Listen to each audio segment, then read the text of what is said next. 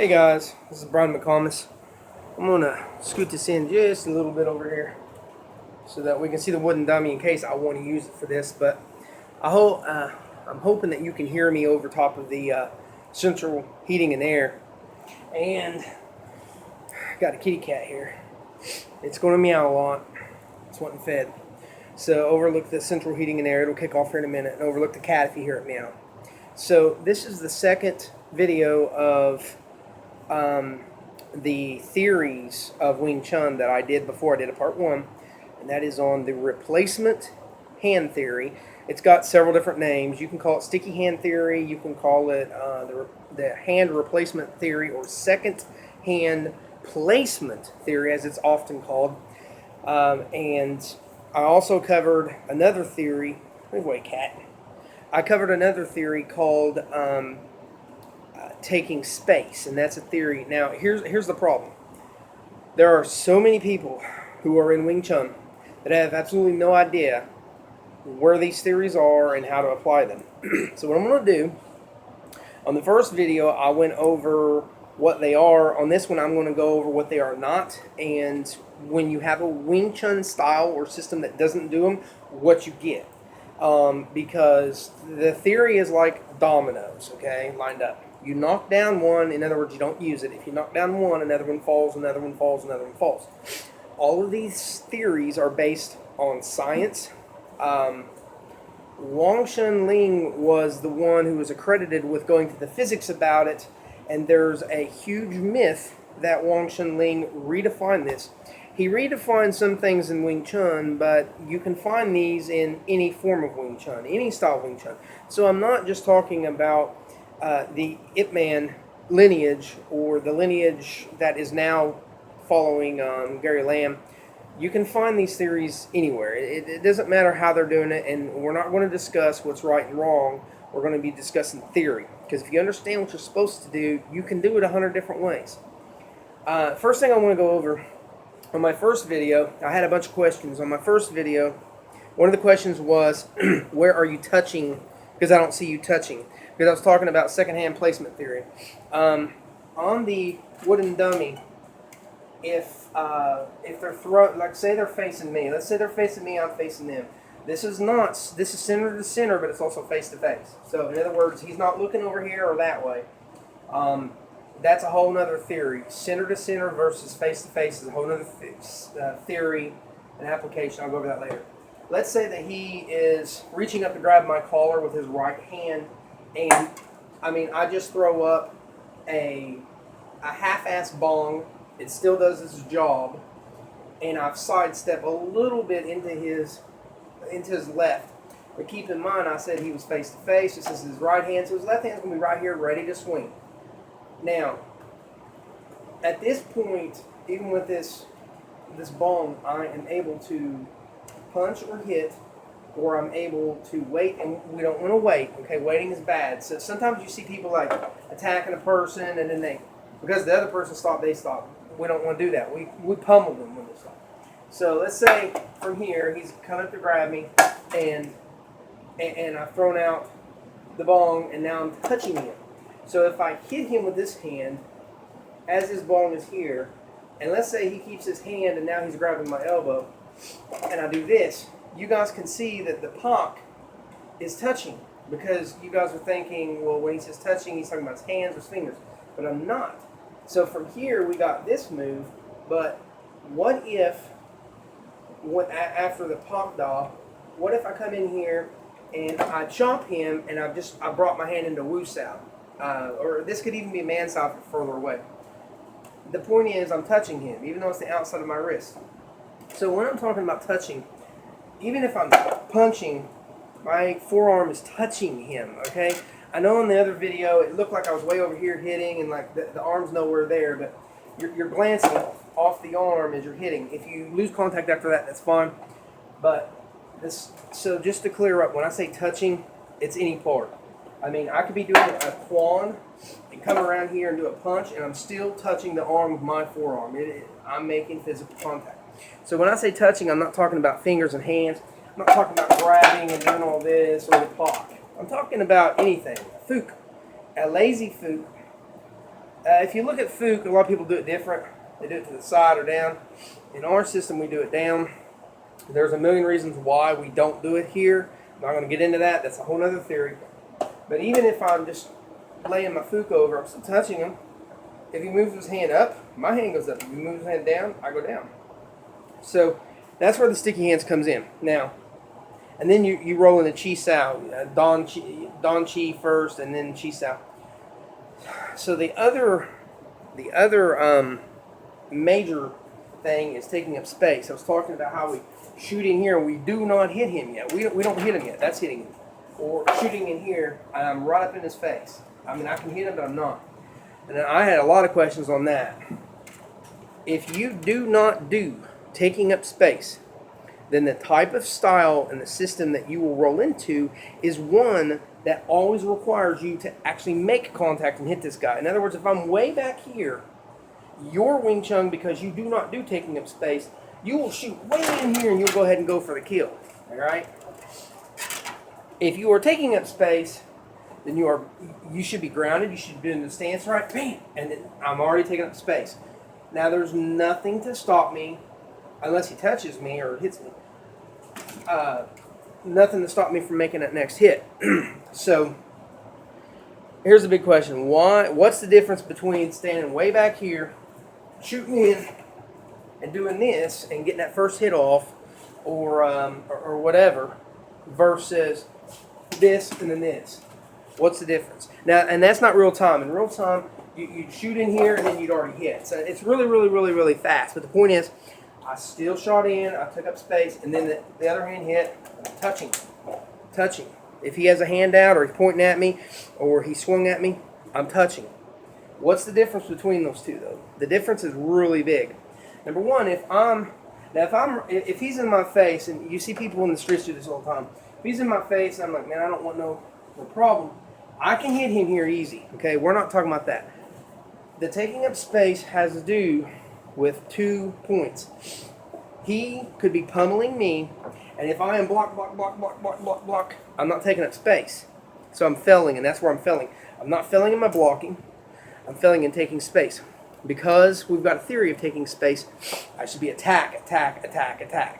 Every one of the Wing Chun blocks is an attack. You should all know that. Everybody should know, even the bong is an attack. Everything is an attack.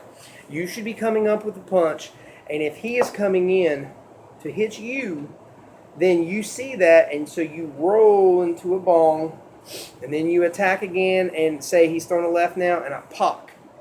So it starts off as an attack. Or the other way it starts off as an attack is I'm punching, and he makes contact with my arm, and he's pushing on me as I'm pushing on him, so it becomes a tan. So then it's a response to his attack. So I'm punching, and he's hitting me, and I go into tan. You should never say, well, here's a punch coming, tan. Now, we do it. It happens. But what you should be doing is the timing. You should be attack. And in the middle of attacking, that's when you see that punch, and then you go, oh, tan. Okay, so you don't just sit back here. There's a lot of Wing Chun videos where the guy's not aggressive, and that's a problem. Usually it's a first year, second year, third year student. You've got to be aggressive, man. Even if you're getting hit, you've got to pummel the shit out of them. Okay, you've got to pummel them. Wing Chun is not defense. It is attack. Okay, and then these are you're making your way for your attack. It looks like blocks because in other martial arts you're taught it's blocks. Wing Chun, it's not blocks. You are opening the gate, which comes back to theory 1, taking space. If this is the guy and this is his center mass, and he is punching, let's say he throws a wild left, and I've shot it here, and I've done a quan, what I've done is not blocked him, I've opened him up. That's the difference. You got to change your mentality. Yes, he threw a punch at me. I quan. You'd have to step in deep if this is real life on a good haymaker.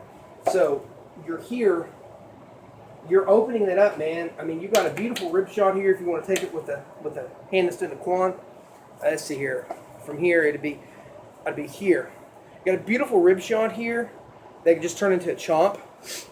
You got the arm, you can pull and you can hit. I mean, you can just shoot in there and hit and whatever. But the point is attack, attack, attack, attack. So if you do not study taking up space, and I also want to point out, if I unbalance him and I throw him, that's taking up space according to Wing Chun, because if he is standing and I am standing and we're getting ready to fight and he throws a punch and I pulled him down and he's down here now, I've taken up space even though I've pulled him, because I pulled him into me. I have the upper hand. I have the rooted ground, the rooted stance. I have my hands on him. He has not hurt me yet. And now he is off balance. Now, everybody's like, well, how is it taking up space? Because you went back. It's because you're thinking off. You got two forces getting ready to combat. Taking up space is anything that unbalance your enemy or to take up your enemy's space. And let's say he was backing you up. If you punch him in the face the whole time and then he collapses, that's still taking up space. Don't think of it like the touching thing. Like when I said touch, don't think of it. You have to touch with your hands. You can touch with your elbow. You can touch with you can touch with your shoulder. You know, there are shoulder hits, and there are things that are in Wing Chun that deal with the shoulder. So do not think like you thought in other martial arts. Okay. Taking up space means I'm unbalancing the guy, or I'm getting in his gait, or I am making him retreat. Now, if the guy's here and say he throws a punch and I do a jump and then or that'd be a jut. So I do a jut, and let's say I just grab him by his hair of his head and I just bust him in the mouth with an open palm, and you know, I can trip him and get my leg. Y'all can't see, but I'll kick his leg out and he's going down. I've taken up space the whole time, because as he punched, I've done jump that's opened him up. Okay, grabbed his head, bam, my hand cannot meet his face if I did not take up space. Now, I'm not trying to rhyme. I didn't know it. I'm a poet, whatever. So when I'm talking about touching, it can be anything. I'm touching this arm, but I'm hitting the dummy. I'm not doing this. Okay, I am going straight in. Okay, I'll change to a different view here in a minute so the camera can pick it up. But we're going on 12 minutes. So anyways, here's the point. If your style does not take up space, you're going to run into two problems. Number one, you're not going to understand chi sao. And number two, you probably don't chi sao much. Now, people have all kinds of crazy ass ideas about what chi sao is and is not. What chi sao is getting you ready for real life combat, period. Just like you see two jiu-jitsu people going at it, walking up. One tries to take the other one down, the other one counters. Counter. Somebody gets thrown. That is their form of chi sao. Our chi sao is with the hands. You can throw in Chin Na. If you study it, you can throw in other martial arts on the side. It's not a problem. I don't have any problem with anybody who ever wants to learn other martial arts on the side. What I have a problem with is goofballs that use only one system and they lie and say it's another. I've got 18 years of jiu-jitsu experience. I'm an instructor. I'm a sensei. I've got certificates. If I whoop somebody's ass using jiu-jitsu, I will not come out and say, did you like my Wing Chun? Because I didn't use Wing Chun. It's stupid. Now, if I've used a little bit of Wing Chun and a whole lot of jiu-jitsu, then yeah, I'll say, yeah, that's Wing Chun and jiu-jitsu. You see what I'm saying? If I use all Wing Chun and I don't use any jiu-jitsu, let's just say I pummel the guy, he comes at me, I beat his ass, then I would say that is Wing Chun. There's no reason to say there's some jiu-jitsu in it. You see what I'm saying? So I'm not bashing styles. I'm bashing people who lie. Don't bring home a Dodge and tell me it's a Ford. Don't bring home a Ford and tell me it's a Dodge. I mean, a horse is a horse, a cat is a cat. Don't say you've got a horse when you're showing me a cat. Period. Now, if you've got a horse and a cat, that's fine. And you show me both, then you show me a horse and a cat. You see what I'm saying? Words are powerful. So anyways, if you are not taking up space, then you're going to be in a system that does one major flaw. They're going to talk about how when they're getting ready to fight somebody, say somebody is halfway covering the center. In other words, they're covering the outside, but they're not covering the middle center. You're going to be afraid. You're going to not know what to do. Or let's say you're fighting a Wing Chun guy, and he's covering the center. And you're going to be like, well, I don't know what to do. I don't want to throw my hand out there. He's got his hands in the way. That shouldn't matter. I want him to have his hands in the way. Okay? In a lot of ways, it's better. because what it does is it sets them up for immediate failure if I'm better than them. If he's got his hands in the way and I'm like, Phoom, I'm going to hit his hands. I'm testing his connection. I'm testing his root. I'm testing his stance, his structure, everything in that split second of time. And in like 1 second of that first combat fight, I might be able to determine what's wrong with him. Maybe his balance is off. Maybe his stance is shitty. Maybe his root, he's not even rooting. Maybe he's got his legs spread too far. Maybe when I hit him, his whole arm collapsed. I mean, or maybe he shifted me properly and came back. Whoa, now he's skilled. Wing Chun, the Chi Sao, in my opinion, is really good if you're going to fight another guy who does Wing Chun. Now, if you already know Chi Sao, and you get in a fight with some idiot out in the street, you're only going to, the chances of you doing actual Chi Sao are rare, because you're just throwing punches and they're becoming the bong, the tan, the pok, they're becoming the jut, they're becoming the gum as it comes, but that's not technically Chi Sao. Chi Sao is when you've punched, they've hit you and they've connected and they've reacted to you and they've countered you, and it's a form of recovery. What do you do now? And you come at them and it's not going to be 6 or 7 moves, not in a real street fight, unless you're fighting or sparring with somebody who does Wing Chun. The guy out on the street, even if he's got 20 years of Keto and Jiu-Jitsu, he is probably only going to try to counter you once or twice. And most of that's going to probably be wrist locks, maybe a couple of punches. If it's a boxer, you'll get into a lot of Chi Sao there. You want him to pummel. In Wing Chun, we are not fighting a dude who does this and stomps. We're fighting the dude that is pummeling you to the fucking ground and he doesn't stomp. Okay? He doesn't stomp. You should be blocking every one of these, and I'm doing them slow. I'm doing them slow. So that's why we have Chi Sao. We block, we open, we hit. We're waiting on those other moves, and then we're like, okay, where is he open? Oh, there's a rib shot. Oh, here comes the finger, finger to your friggin' eye. So if you don't have these two theories taught in your school, taking up space and recovery of touching the hand. My hand is touching here, now it's touching here, now it's touching here, now it's touching here, now it's touching here. I mean, no one's going to leave their hand out, but every now and then you'll see these hillbillies throw a punch and you'll knock it out of the way or they'll miss and they'll keep their hand there for a minute and draw back, and they like to do this. This is chambering punches. I'm chambering punches, okay? That's what this is. I'm doing it slow so you can see. So, like, a boxer will chamber punches, and they'll bob and weave, and they'll track. You shouldn't give a shit. So he's tracking. So I'm just going to wait there. Whatever you doing. It doesn't matter if he's in front of me or if he moves over here. Look, bam! It doesn't matter. You should be training this stuff. You should be doing your Wing Chun at this position, and then over here, and then way over here, and then learning how to step back properly with the proper footwork, so now I'm rooted and that punch directly behind me. And that's by taking a step back, turning, bam, bam. You should learn that. So we don't care to track. I want the dude to run around, jump around. He's just going to get tired. I don't care. I don't even care if I hit him once and he backs off and he's bouncing around like a damn rabbit.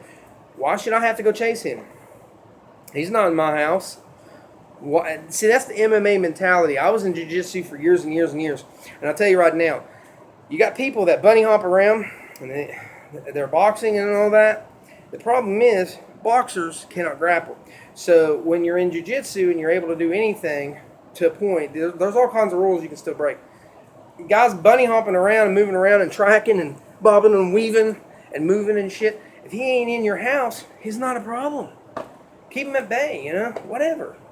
You don't got to chase after him. Why chase after him? Sometimes psychologically, you might bust the dude in the nose, and he falls back going, oh, my nose, oh. And then all you got to do is just play it cool. Be like, well, you came at me, man. And then he has to determine in his little tiny mind, this guy's being pretty cool right now. He's not beating my ass now.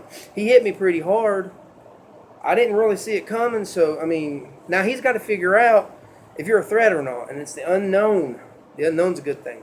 Don't ever bust some dude in the face and then he backs off, and he's hurting, and you keep your stance, whatever your stance is. No, be like, hey, man, I didn't want to cause no problem, man. You came at me. Show defensive gestures like what I'm doing, it turns into the Mansai Wusa real fast. Still, you can block. You still got your hands there. Now, not like that. That looks aggressive. You know what I mean? You're like, hey, man, I didn't know you had a problem. Look, I mean, you're right there, man. You're right there. So it's the unknown you want to deal with.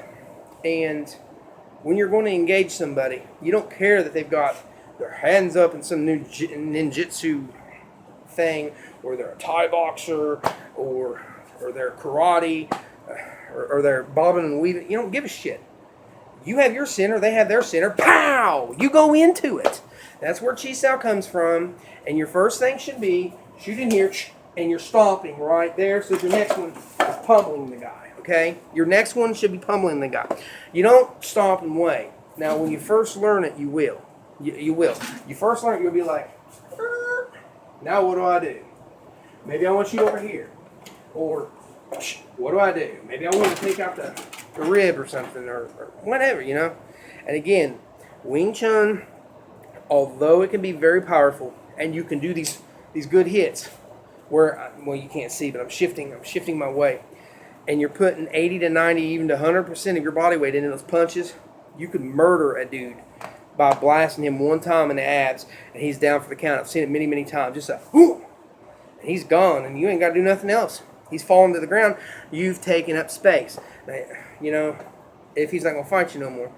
So you can do these things. It's your style. Make it how you want it. Make it how you want it. So anyways, I hope everybody understands and this answers your questions. When I'm talking about touching, I'm not talking about with the hands. I'm not talking about all this, okay? Touch. No. Touch. Still touching. Touch. See what I'm saying? That where the sticky hands comes in, and then taking up space.